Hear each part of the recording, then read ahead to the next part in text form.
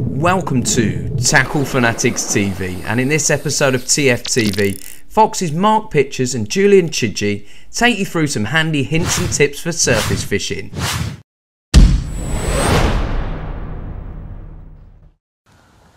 It's that time of year when the sun's out and the carp are up on the surface. So what better time to have a look at some new surface fishing products from Fox. We've got a dedicated surface fishing mainline, and as well as that we've got a new range of controllers, the Exoset. Now before we go into any detail, I'm actually going to hand over to Mark Pitchers, who this time last year, in the early stages of development, visited a typical day ticket lake in Peterborough with a prototype float. Let's hand over to Mark and see how he got on. Well, here we are in the middle of July, and I never thought I'd hear myself say this, but in the middle of a heat wave the past 3 weeks. It's been absolutely scorching, temperatures over 30 degrees, and it has put a few waters out of sorts. Fish haven't really been feeding that much conviction on the bottom, and instead they are up in the surface layers, which makes it prime for a bit of floater fishing. Now, for me, if I could just pick one method to catch carp on for the rest of my life, for some strange reason, it would without a doubt be floater fishing. I get no greater buzz than seeing the carp up on the surface, slurping down mixers, and as they inch closer and closer to your hook bait, you find yourself almost willing them to make a mistake. And when you do finally catch one, I just get that much more satisfaction from catching a floater caught carp. It just seems to carry a little bit more merit for me personally than a carp caught off the bottom. So here we are. I've had an afternoon spare, so I'm here at Sibson Day Ticket Lake near Peterborough. There's carp cruising all over the surface. I'm armed with this, just the bare necessities, a lightweight sort of floater fishing outfit here, which I'm quite thankful for because it's absolutely scorching today.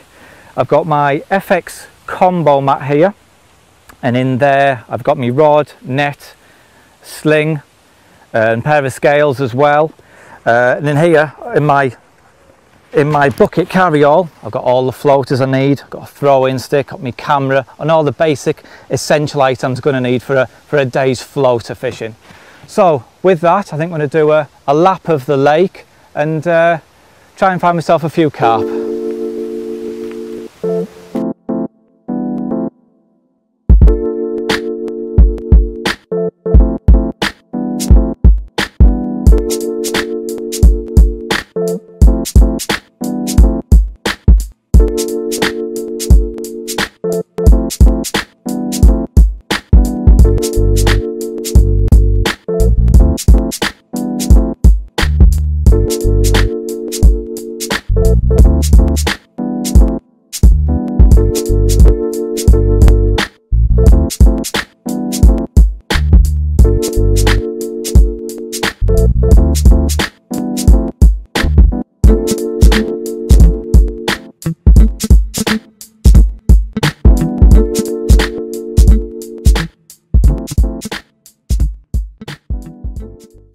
Well, I've had a good walk around the lake and I found quite a lot of fish down at the far end in amongst all the weed, and I've been trickling floaters for quite a while now, and there's quite a few fish feeding confidently, so it's about time we made a cast.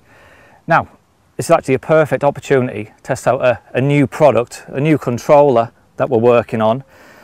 This is at the very early development stages here, but the advantages of this float, as you can see, it hangs almost like a helicopter setup. What that does, it gives it great aerodynamics, but as the line tightens when you're playing a fish, it almost acts like an inline sort of setup because of the slot that's angled on the back of the float there. Like I said, this is at its very early development stages. This has got a clear plastic top. These probably will be coloured and interchangeable, weighted at the bottom, and it also really does aid in hooking the fish as well. It has superb bolt effect properties. So this is going to be the very first time it's been in the water, so let's give it a go. Now the other advantage of this float is it isn't going to dive very far under the water because it's shaped like an egg, and because I've got an island in front of me, I'm unable to cast beyond the fish and wind the rig into the feeding fish. So this rig is going to land, the float is going to land right in among the feeding fish, and it shouldn't spook them at all.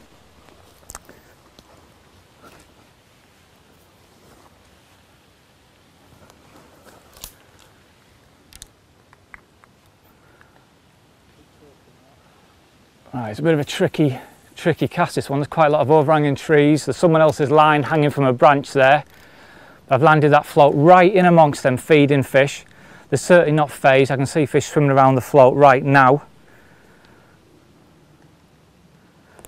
You notice I've got the waders on ready. It is a weedy old swim, this. And I think if we do hook one, I don't think I'm going to land it from the bank. I think I'm going to have to go in and retrieve it.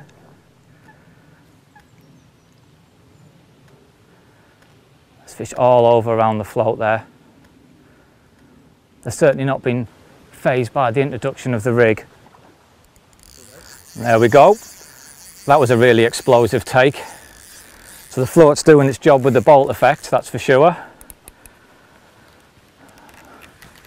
I'm going to give him a little bit more stick than I would normally, just because of all this weed. That really was a textbook take, that. Real eruption on the surface. Means you don't have to concentrate on your hook bait, you can concentrate on feeding the swim. And it becomes very obvious once a fish has made a mistake. It's fairly clear there, so I'll let him do what he wants to do there. Hopefully he'll tire himself in that bit of open water.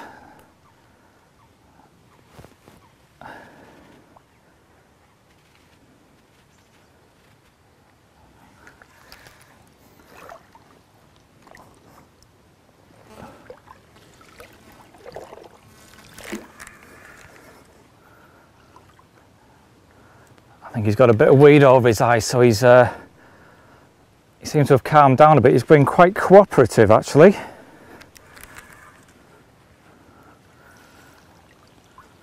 Let's try and get him through this little gap in the weeds, and we should be more or less there. That's a nice fully scaled, that. Nice looking fish.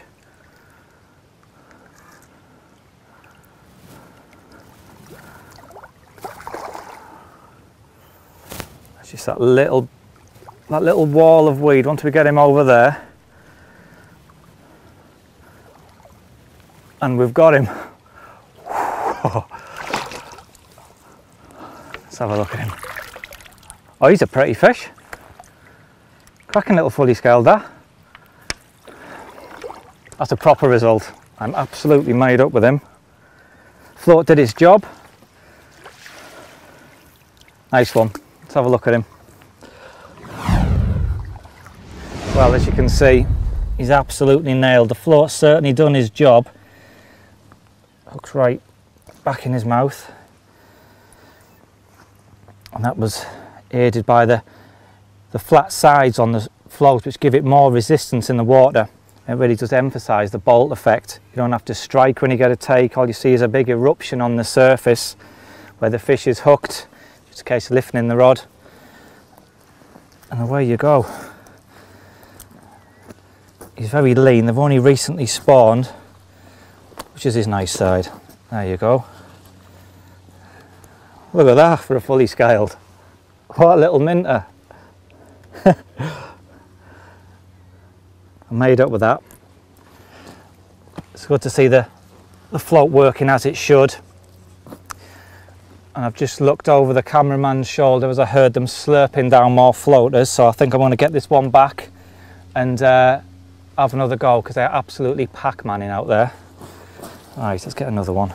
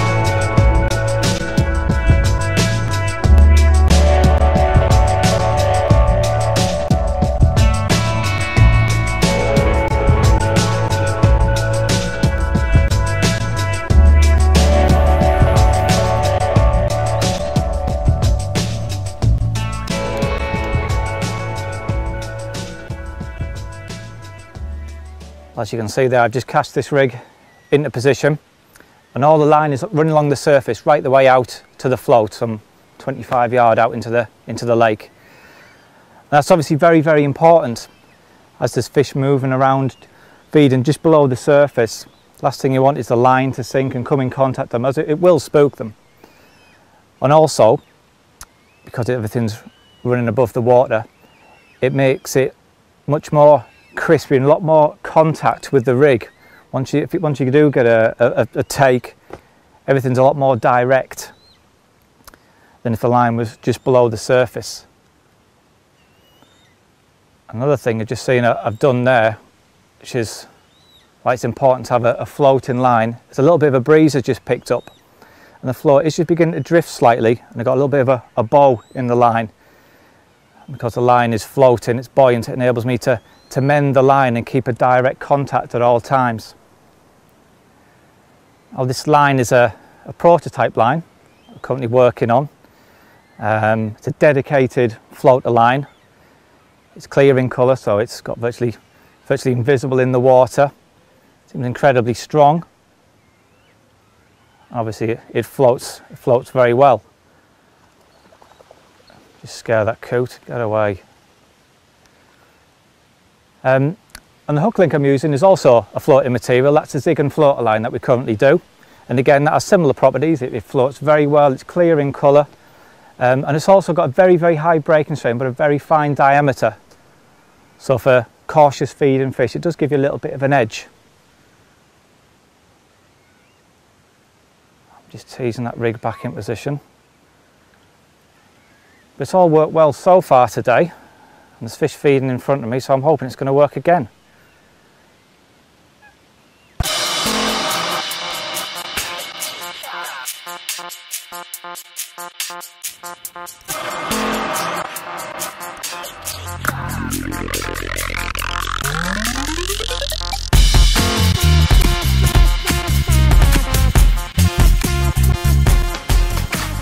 Short on the hook link down there to about 2 foot. A few of the fish have just been a little bit cagey, only just to say covering the lips over the hook bait. So I'm hoping by shortening the hook link, it might just increase the bolt effect of the rig, hopefully result in a good hookup.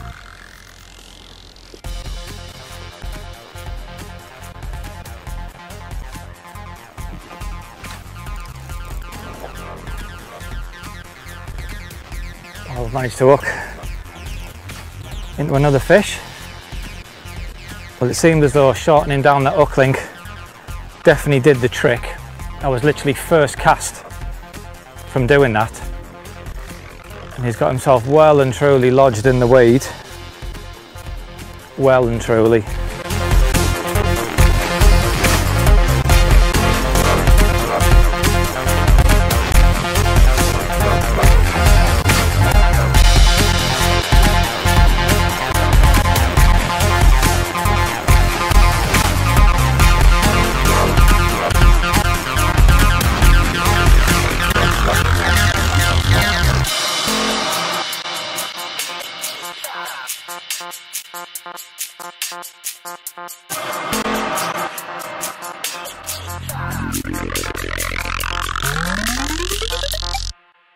Well, we had some right dramas with this fella.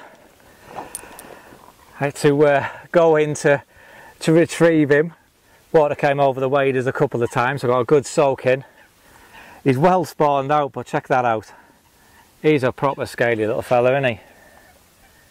Great looking fish. Looks like a snake. I'm over the moon with this one. It's been quite tricky this afternoon. They've really have been on guard since that first fish we caught. So it's nice to put another fish on the bank. And a great looking fish too. Well, let's get him back.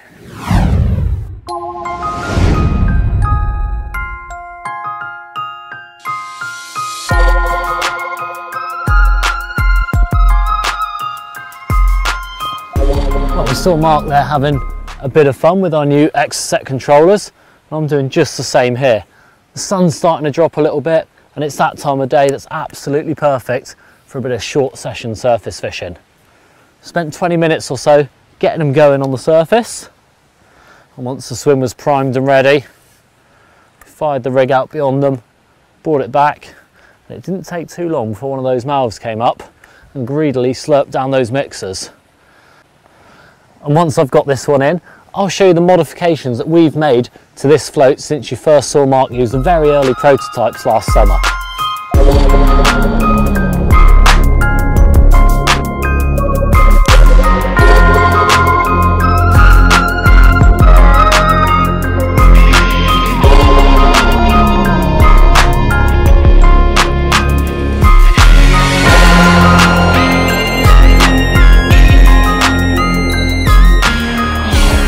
Finally got this one beaten, lovely common.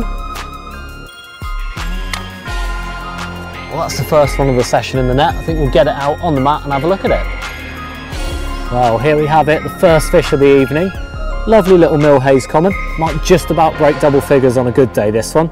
What I'm going to do now is pop this one back, get a few more floaters out on the lake, see if we can get the fish feeding with confidence again, and then we're going to have a look in more detail at the float that I've been using.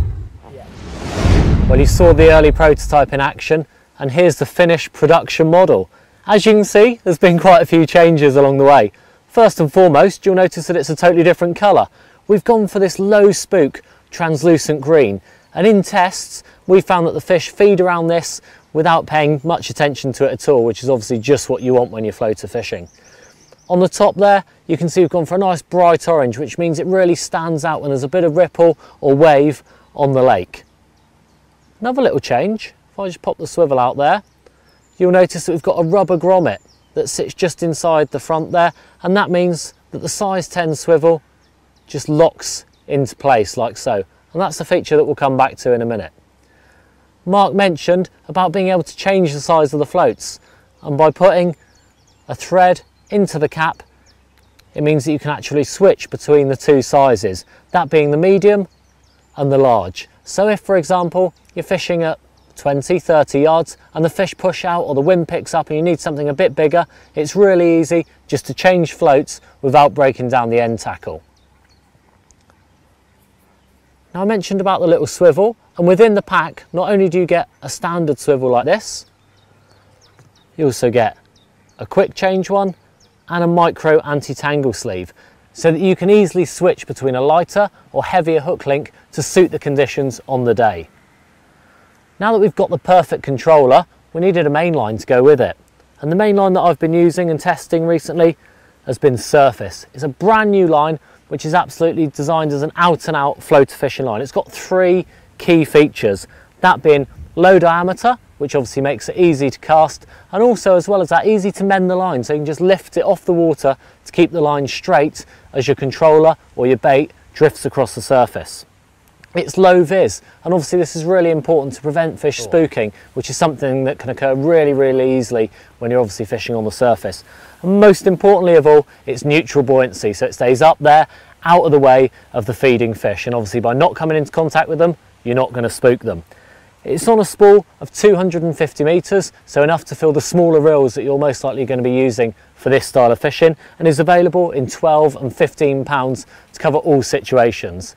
We've now got the ultimate controller, a purpose-made floater line, so there's absolutely no excuses not to go out and bag a summer whacker off the surface.